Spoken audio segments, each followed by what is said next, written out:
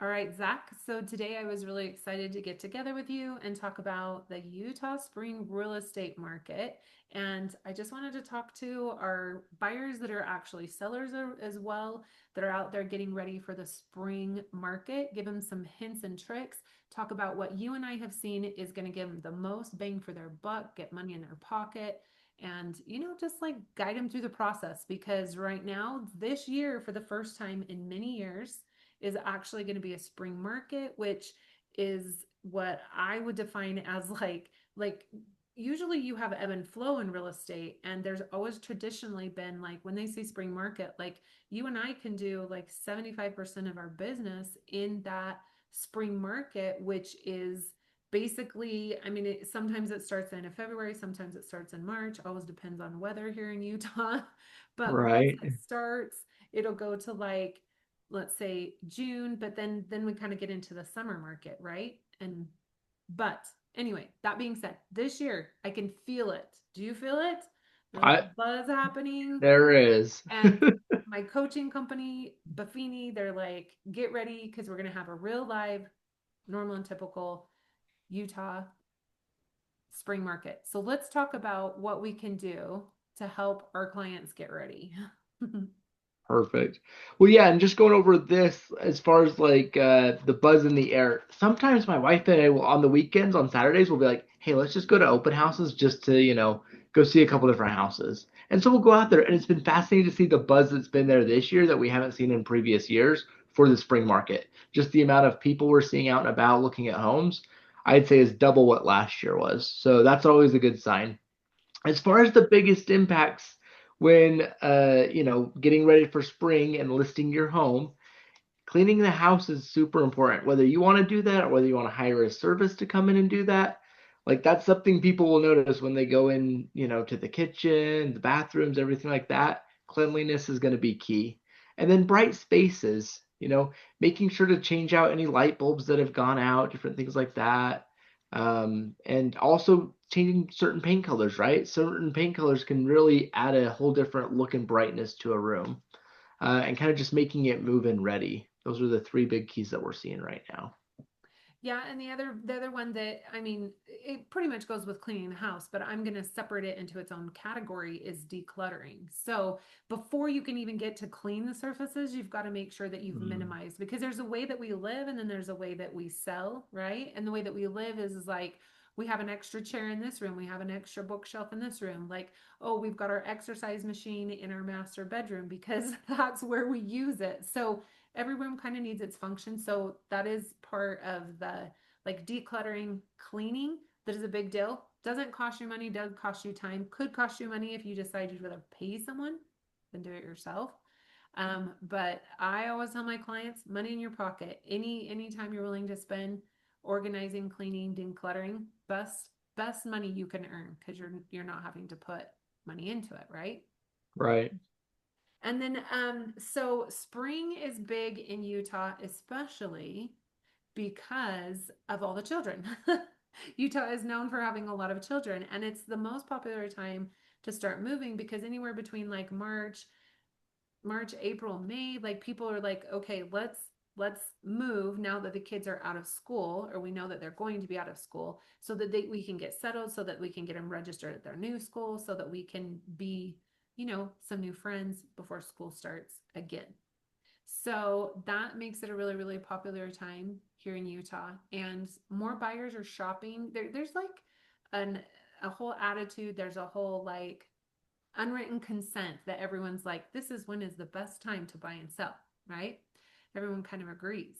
So you're going to see more inventory, which is really exciting because, again, like I said, though, right now there's lots of buyers and sellers. They're not just one, they're both.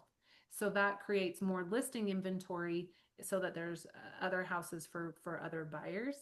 And something about competition that's really interesting is that I'm actually starting to see multiple offers, which is really rare because we've had plenty of time to look at houses and we've been negotiating because, there's not competition. So that is starting to happen. If the house is really, really good, people are looking for move-in ready houses. So if your house is clean, decluttered, and you've got fresh paint, fresh carpet, you've done some things to make it just they can move in and just love it the way it is, you're potentially going to have multiple offers. The other thing is that the market's speeding up because because people are coming out of the woodworks now, rates came down, people are starting to come out again into the market. A house listed on Thursday, my clients were casual, and I had said, "Hey guys, we got to be prepared because we're starting to see things move." I said, "Why don't we go see it on Saturday?" They said, "Let's just wait till Tuesday." I said, "Are you sure?" They said, "Yeah." So by the time we hit Monday, the house was already under contract. Like we couldn't see it on Tuesday. And they texted back and they said, "You told us." so we're starting to see some speed up. We're starting to see a little bit of competition. But the crazy thing is that then on the other hand, there are homes that have been sitting. They haven't been priced appropriately. They haven't been staged. They haven't been cleaned. So you have a really interesting market right now because you have some time and then you don't have some time, depending on the condition of the house. 100%. Okay, and then these are some budget-friendly fixes that people can do, right? Deep cleaning, decluttering, touch-up paint, right? Nobody wants to get into a house and all they see is a bunch of different nail holes all around the house where different, pictures had been hanging. So, putting those holes, getting out the paint, making sure that's all ready. And then also fresh caulk around like windows, bathtubs, everything like that. Sometimes after stuff's been lived in for several years, that stuff just tends to wear out. And so it's so smart just to go around and just say, okay, if I was coming into this house for the first time, like what are the things that I might notice that just need a little bit of touch up? And then the yard. I mean, there's so many times where I've driven up to a house and just by looking out the window, I'm like, yep, don't need to see the inside of it because, the outside's such a disaster that it's like, it's not going to get any better the further we go into it. And so just making sure there's really good curb appeal, right? Like fresh bark can go a long, long way. Just getting, different things out there in the yard can really just make a big difference to entice people to say, okay, the neighborhood looks like what we want. Now let's, make sure we, can get inside the house and make an offer on it kind of a thing. So love Yeah, it. for sure. For sure. Um, so staging really, really matters. It's so funny. I really do get a lot of pushback from clients on staging. Because I'm asking them to move stuff around, I'm asking them to move stuff out, I'm asking them to do things. And if the house is vacant, then I'm asking them to hire a staging company. So it's interesting because statistically it shows that a home that is staged actually sells for 6 to 11% higher than a home that's not staged. So it really is money in your pocket. And a lot of times there's a ton of pushback, but it's important.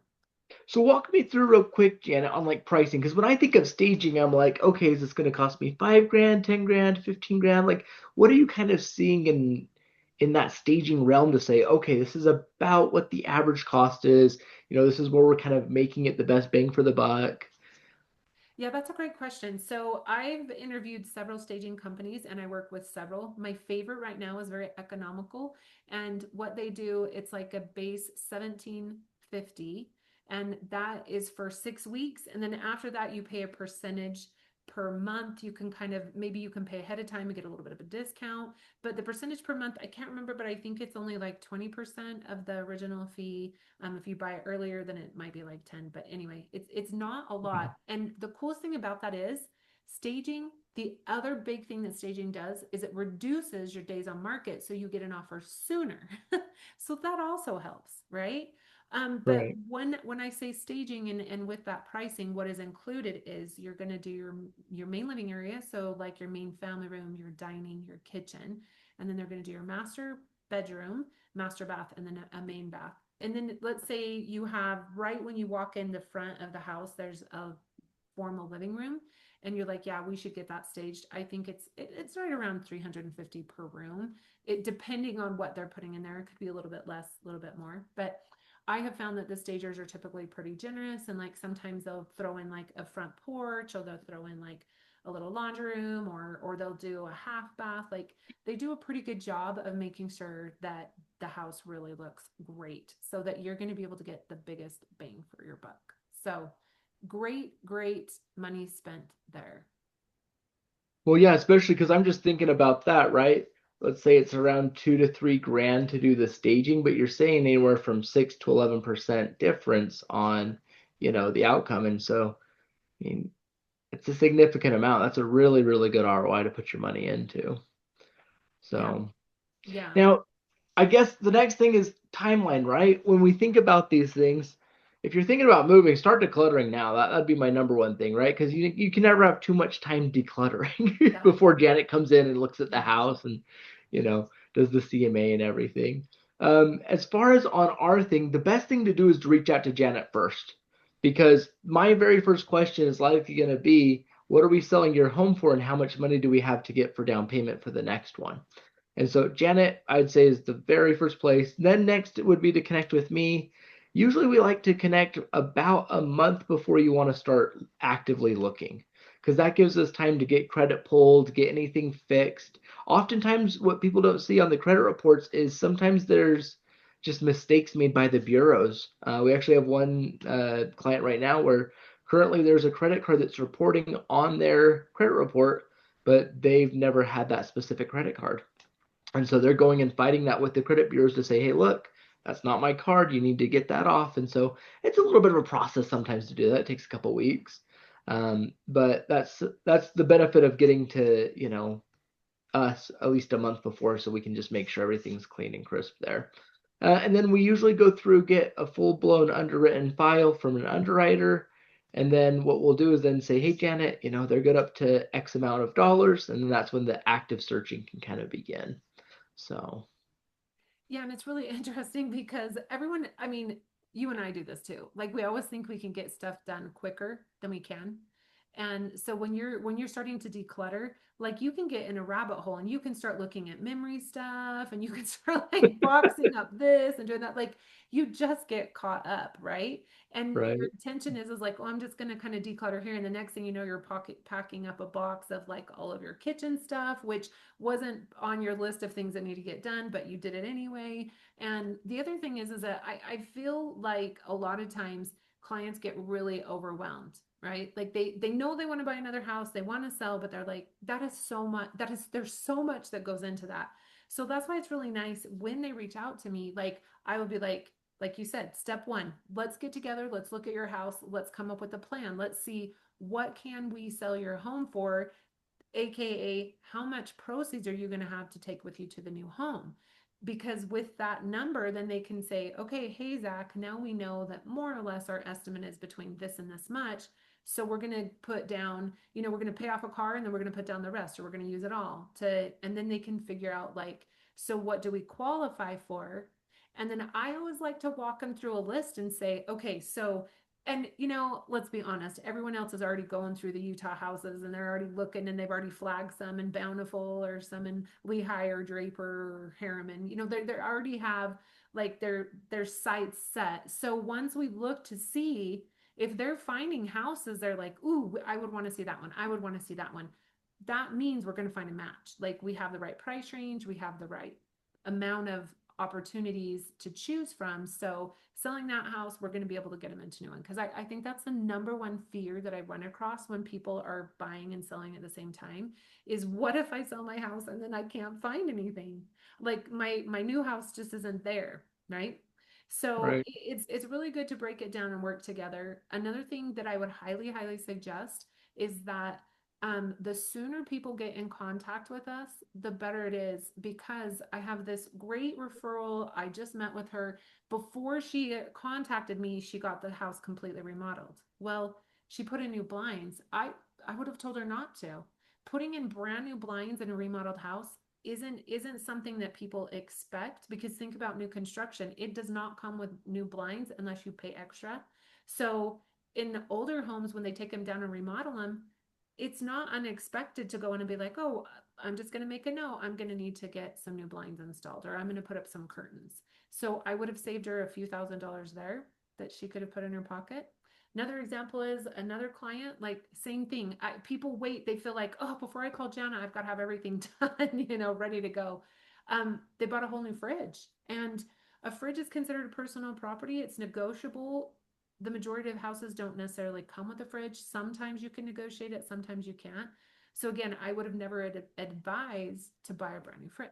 So there's a lot of little hints and tricks there where I can save people money. Um, but other than that, I think the best advice that we can give anyone is like, let's get ready, right? Yep. The biggest tip too, I mean, we're seeing interest rates right now, like you said, Janet, they're declining. And so as those continue to go, in a downward trajectory, we're going to see more and more people entering the, getting ready mode. And so I think that the sooner people can just get all of their ducks in a row, the more leverage they're going to have with the seller to get a better deal and to negotiate and just get everything good. So makes for Yeah. less stress and just a faster process overall. Yeah. Yeah. So, all you folks out there wondering if now's a good time to get in the market, you should be calling us, giving us an opportunity to walk you through step by step what to do next so that you can jump in and take advantage of this year's market. Well, thanks, Zach. I really appreciate you getting together with me and giving all this great advice. Awesome. Thanks, Janet. See ya.